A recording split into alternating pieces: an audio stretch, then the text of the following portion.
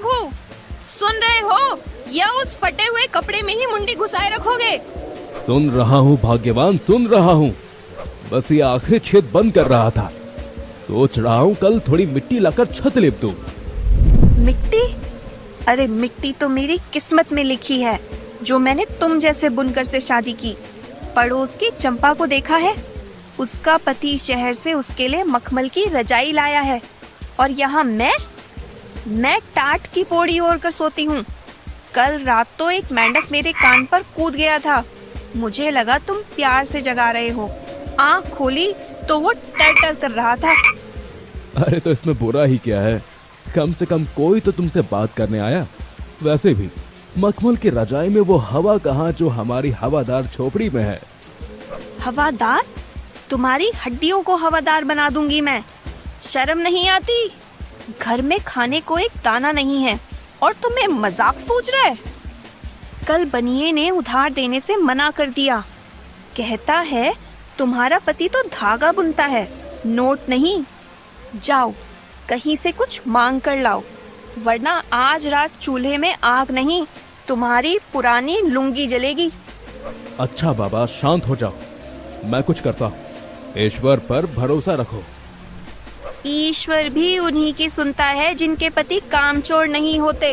किस्मत की लकीरें भी कितनी अजीब होती हैं। किसी को महलों का सुख देती हैं तो किसी को 2 वक्त की रोटी के लिए भी तरसाती हैं। सुंदरपुर गांव के किनारे एक छोटी झोपड़ी में, जहां हवा भी दीवारों की दरारों से बिना पूछे अंदर चली आती थी, वहां रहता था एक सीधा साधा बुनकर जिसका नाम था रघु। रघु के हाथों में जादू था। वह कपड़े ऐसे बुनता था जैसे रेशम ने जान डाल दी हो, लेकिन उसकी किस्मत के धागे हमेशा ही उलझे रहते थे। हे ईश्वर, ये क्या परीक्षा है? आज फिर धागा टूट गया। ना तो बाजार में सूद का सही दाम मिल रहा है और ना ही मेरे शरीर में अब और मेहनत करने की जान बची है। मेहनत? कैसी मेहनत रघु? तुम्हारी इस खटखट ने मेरी जिंदगी को नरक बना दिया है। देखो, जरा ऊपर देखो, छत से टपकता हुआ पानी सीधे हमारे बिस्तर पर गिर रहा है। पड़ोस की विमला कह रही थी कि उसका पति उसके लिए शहर से चांदी की पायल लाया है, और एक मैं हूँ जिसके पैरों की एड़ी फटी है। सुमित्रा, तुम तो जानती हो, सेठ ने पिछले महीने के कपड़ों का दाम अभी तक नहीं दिया। वह कहता है मंदी है। मैं क्या करूं? मैं चोरी तो नहीं कर सकता। थोड़ा धैर्य रखो भाग्यवान, अच्छे दिन जरूर आएंगे। धैर्य?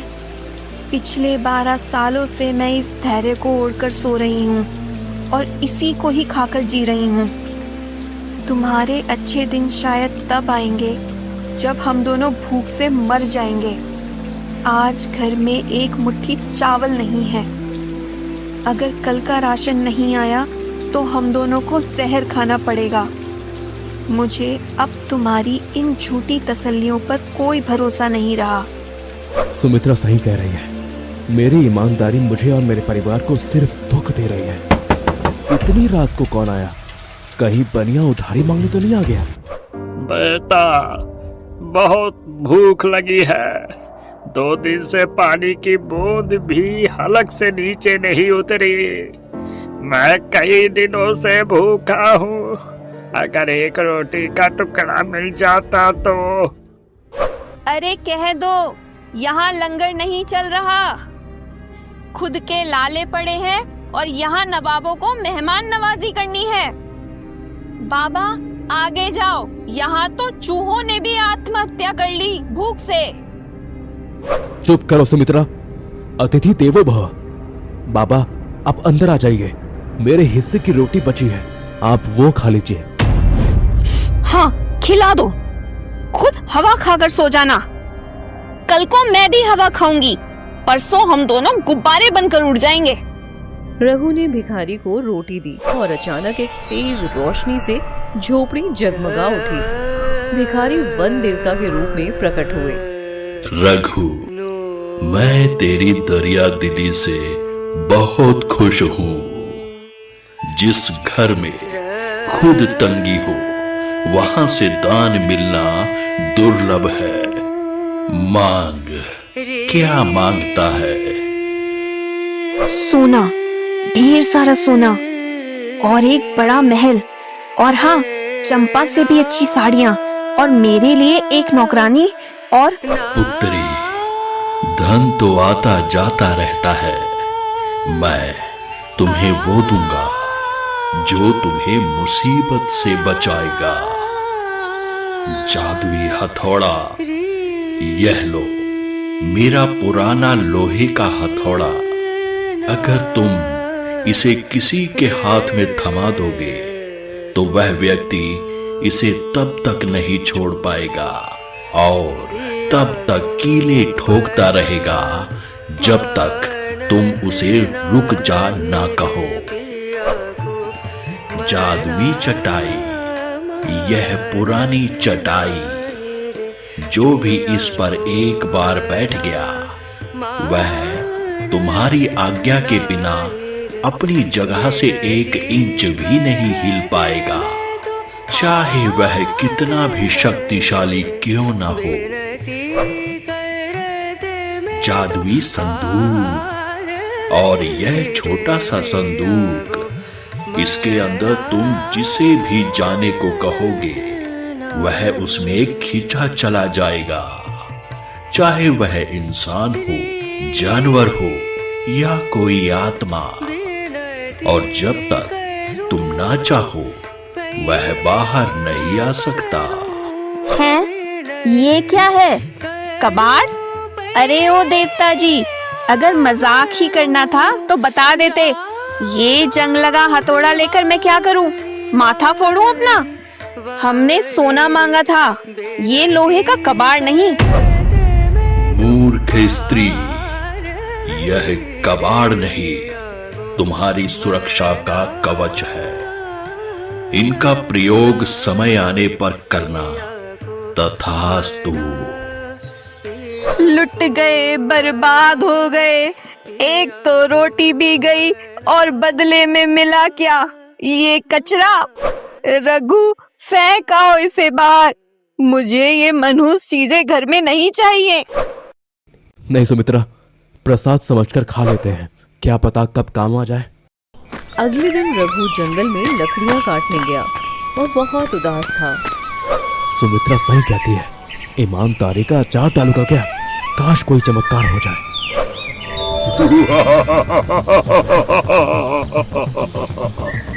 कौन है जो मेरे जंगल में आहें भर रहा है? क्या बात है कीड़े, तेरी आंखों में भूख और लाचारी साफ दिख रही है। मैं रघु हूँ, गरीब बुनकर। आप कौन है? मैं इस वीराने जंगल का बादशाह हूँ, जिन्न। मैं चाहूं तो तुझे अभी चबा जाऊं, लेकिन आज मेरा पेट भरा हुआ है। तुझे मेरे दुख का सौदा करना है। बोल, क्या तुझे दौलत चाहिए? इतना सोना कि तेरी 7 पुश्ते बैठकर खाए। दौलत? हाँ हाँ मुझे चाहिए, लेकिन बदले में आप क्या लेंगे? ज्यादा कुछ नहीं, सिर्फ समय। मैं तुझे बेहिसाब धन दूंगा, एक खालीशान महल दूंगा, लेकिन ठीक 2 साल बाद इसी दिन इसी वक्त मैं तेरे घर आऊंगा और तुझे अपने साथ अपने लोक ले जाऊंगा। वहां तुझे हमेशा के लिए मेरी गुलामी करनी होगी और अंत में मैं तुझे अपना भोजन बनाऊंगा। बोल, मंजूर है? 2 साल की राजसी जिंदगी के बदले तेरी आत्मा। अगर मैंने मना किया तो हम वैसे भी भूख से मर जाएंगे। कम से कम 2 साल तो सुमित्रा सुख से तो रहेगी, और किसने देखा है कि 2 साल बाद क्या होगा। मुझे मंजूर है जीन महाराज। रघु घर लौटा, लेकिन खाली हाथ नहीं। उसकी जेबें सोने के सिक्कों से भरी थी। देखते ही देखते वह टूटी झोपड़ी एक आलीशान हवेली में बदल गई। कुछ दिन बाद सुमित्रा अब रेशमी साड़ियां पहनती थी। नौकर चाकर उसके आगे पीछे घूमते थे। गांव वाले जो कल तक उन्हें ताना मारते थे अब सलामी ठोकते थे। अरे ओ कमली, ये चाय है या शरबत? इसमें चीनी कम क्यों है? और सुन, मेरे लिए शहर से वो फ्रेंच परफ्यूम मंगवा लेना, चंपा को जलाना भी तो है। सुमित्रा, जरा धीमी आवाज में बोलो। दीवारें तो नई सुनहरी हो गई हैं, लेकिन हमारे कान तो पहले जैसे ही हैं। ओहो रघु, तुम भी ना। अब हम अमीर हैं, थोड़ा अमीरी लाओ अपने अंदर। और ये सड़ा हुआ हथौड़ा और चटाई अभी तक क्यों रखी हैं? इन्हें फेंक क्यों नहीं देते? ये हमारी अमीरी को खराब कर रहे हैं।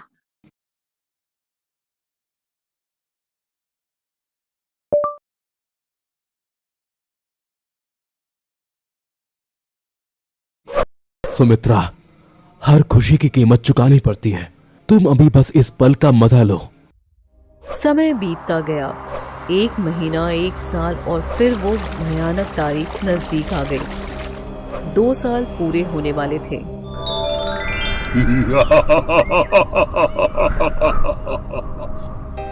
रघु, समय पूरा हुआ मेरे दोस्त। देख, मैं अपने वादे का पक्का हूँ। कैसी रही तेरी 2 साल की बादशाह? अब चल, मेरा गुलाम बनने का वक्त आ गया है। और हाँ, तेरी बीवी को भी अलविदा कह दे। आइए महाराज, आपका स्वागत है। मैं जानता हूँ आप आएंगे। मैं चलने के लिए तैयार हूँ। मैंने दुनिया के सारे सुख देख लिए हैं, अब मुझे मौत से डर नहीं। अरे वाह, तू तो बड़ा बहादुर निकला। चल फिर। बस मालिक, चलने से पहले एक छोटी सी विनती है। देखिए, मैंने इस बाड़ी की मरम्मत शुरू कर दी है ताकि मेरे जाने के बाद मेरी पत्नी सुरक्षित रहे। बस यह आखिरी किल ठोकनी बाकी है। मेरे हाथ कांप रहे हैं डर से। क्या आप अपनी अपार शक्ति से इस किल को ठोक देंगे? फिर मैं आपके साथ चैन से चलूंगा। तुझ मानव, मरते वक्त भी तुझे काम की पड़ी है। ला, इधर दे वो हथौड़ा। मैं एक ही बार में इसे पाताल तक धंसा दूंगा। जिन ने रघु के हाथ से वह जादुई हथौड़ा छीन लिया। जैसे ही उसने कील पर वार किया, जादू शुरू हो गया। ये ले, ठुक गई कील। अब चल। अरे, यह क्या? मेरा हाथ रुक क्यों नहीं रहा? मैं इसे छोड़ना चाहता हूँ। यह हथौड़ा मेरे हाथ से चिपक गया है। अरे महाराज, रुकिए मत, अभी तो बहुत काम बाकी है। पूरे गांव की बाढ़ ठीक करवानी है। दुष्ट, यह क्या जादू है? मेरे हाथ दुख रहे हैं। मैं खुद को रोक नहीं पा रहा हूँ। रोक इसे, मुझे रोक। मैं इसे रोक सकता हूँ मालिक, लेकिन मेरी एक शर्त है। क्या शर्त है? जल्दी बोल। मेरा हाथ उखड़ने वाला है। मुझे 3 साल की मोहलत और चाहिए, और जितना धन आपने दिया था उसका दुगना धन चाहिए। हाँ, मंजूर है, सब मंजूर है। बस इस मनहूस हथौड़े से मेरी जान छुड़ा। ठीक है हथौड़े, रुक जा। हथौड़ा तुरंत गिर गया। जिन्न वहां से धुएं की तरह गायब हो गया, लेकिन जाते जाते धमकी दे गया। तूने मुझे धोखा दिया रघु। 3 साल बाद मैं आऊंगा और तब तेरी कोई चालाकी नहीं चलेगी। 3 साल और बीत गए। रघु ने और भी ज्यादा दान पुण्य किया, लेकिन जिन्न का खौफ उसके दिल में बैठा था। ठीक 3रे साल की उसी तारीख को जिन्न वापस आया, और इस बार वह और भी ज्यादा गुस्से में था। रघु, बाहर निकल। आज मैं तेरा कोई बहाना नहीं सुनूंगा। ना हथौड़ा, न कील। आज तुझे सीधा घसीट कर ले जाऊंगा। मालिक, शांत हो जाइए। मैं तो आपका ही इंतजार कर रहा था। आप सफर से थक गए होंगे, थोड़ी पानी पी लीजिए, फिर चलते हैं। देखिए, मैंने आपके बैठने के लिए सबसे अच्छी रेशमी चटाई बिछाई है। बस 2 घुट पानी पी लीजिए। कहीं इसमें भी कोई चाल तो नहीं। खैर, तू अब निहत्था दिख रहा है और प्यास तो मुझे लगी है। जिन्न उस जादुई चटाई पर बैठ गया। रघु ने पानी दिया। पानी पी लिया, अब उठ और चल। अरे यह क्या? जिन्न ने उठने की कोशिश की, लेकिन ऐसा लगा जैसे उसका शरीर चटाई में ही समा गया हो। रघु, तूने फिर दगा किया। मैं उठ क्यों नहीं पा रहा? यह चटाई, इसने मुझे जकड़ लिया है। महाराज, यह कोई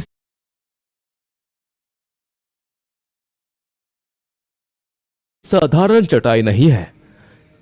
इस पर जो मेहमान बैठता है वह तब तक नहीं उठता जब तक मैं ना चाहूं। रघु, मुझे छोड़ दे, मुझे जाने दे। मैं वादा करता हूं, मैं तुझे कुछ नहीं करूंगा। नहीं मालिक, अब आप पर भरोसा नहीं है। अगर छूटना है तो इस बार सौदा बड़ा होगा। मुझे 5 साल की आजादी चाहिए, और इस बार सोने की बोरियां नहीं, बल्कि मेरे गांव के हर गरीब का घर पक्का होना चाहिए। ठीक है, तू जो मांगेगा वो मिलेगा। बस मुझे यहाँ से उठा, मेरी कमर टूटी जा रही है। ठीक है, उठ जाओ अतिथि। जिन्न आजाद हुआ और डर के मारे भाग खड़ा हुआ। रघु अब बूढ़ा हो चुका है। जिन्न फिर आता है। इस बार वह रूप बदल कर आया, एक विशालकाय आग का गोला बनकर। रघु, अब तेरा खेल खत्म। मैंने देख लिया, तू चीजों का इस्तेमाल करता है। इस बार मैं जमीन पर उतरूंगा ही नहीं। मैं तुझे यहीं से जलाकर खाक कर दूंगा और तेरी आत्मा को ले जाऊंगा। आइए महाराज, मैंने तो हार मान ली है। आप इतने शक्तिशाली हैं, मैं आपके सामने क्या हूं। लेकिन मरने से पहले मेरे मन में एक शक है। कैसी शंका? जल्दी बोल। लोग कहते हैं कि जिन बहुत विशाल हो सकते हैं, पर्वत जितने बड़े। यह तो मैंने देख लिया है, लेकिन मेरे दादा कहते थे कि जिन कभी छोटे नहीं बन सकते। वे इतने छोटे नहीं हो सकते कि राई के दाने के बराबर हो जाएं। मुझे तो लगता है आपकी शक्तियां सिर्फ बड़ा होने तक सीमित हैं। क्या तू मेरी शक्ति पर शक कर रहा है? तुच्छ मानव, मैं चाहूं तो हवा बन सकता हूं, मैं चाहूं तो चींटी बन सकता हूं। मैं नहीं मानता। अगर आप सच में इतने मायावी हैं, तो क्या आप इस छोटे से संदूक के अंदर घुसकर दिखा सकते हैं? अगर आपने ऐसा कर दिया तो मैं खुद खुशी खुशी आपकी गुलामी स्वीकार कर लूंगा। बस इतनी सी बात, देख मेरी माया। जिन्न ने अपना विशाल रूप छोड़ा और धुएं में बदलकर छोटा होता गया। वह छोटा होता गया और छोटा होता गया, और अंत में एक चूहे के आकार का बनकर उस जादुई संदूक में कूद गया। देख रघु, मैं अंदर हूँ। अब मान गया मेरी ताकत। अब मुझे बाहर निकाल और चल मेरे साथ। मान गया महाराज, आप तो सच में महान हैं, लेकिन अब आप वहीं रहेंगे। रघु ने तुरंत संदूक का ढक्कन जोर से बंद कर दिया और ताला लगा दिया। नहीं नहीं, यह धोखा है। मुझे बाहर निकालो, मैं तुझे बर्बाद कर दूंगा।